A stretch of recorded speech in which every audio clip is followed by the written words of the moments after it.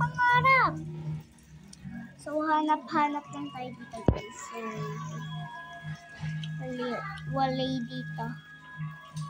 Pero ang ganda ng garden niya. Wow. Maghanap lang tayo ng poor na garden and maghanap din tayo dito sa yung mga million. Bibigyan natin sila ng fruit na ganito. O nga. So, tutupadan naman tayo ng pangarap. So, ito pa rin lang yung dragon fruits and 3 tomatoes and 1, 2, 3, 4, 5, 6, 7, 8, 9, 10 strawberries and 1, 2, 3, 4, 5, 6, 7, 8, 9, 10 din na blueberries. So, sila to si John Del.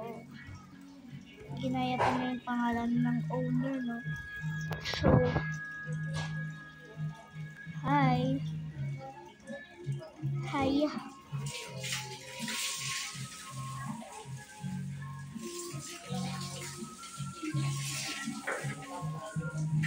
Hello. Ano ang iyong pangarap?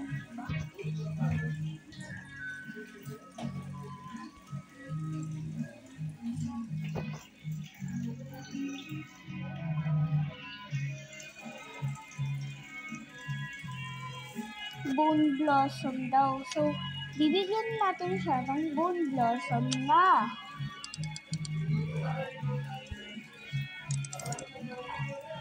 Not 2 billion. Para naman makabillion siya. So, bone blossom daw ang kanyang pangarap. So, ang iyong pangarap ay aking tutuparin. Sige, tara sa taas.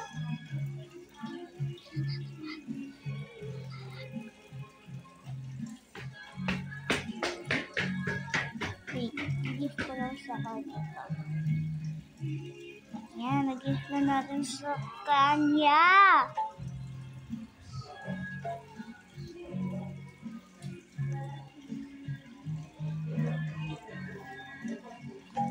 Yan, ang kanyang pangarap ay natupad. Ikaw, ano ang iyong pangarap?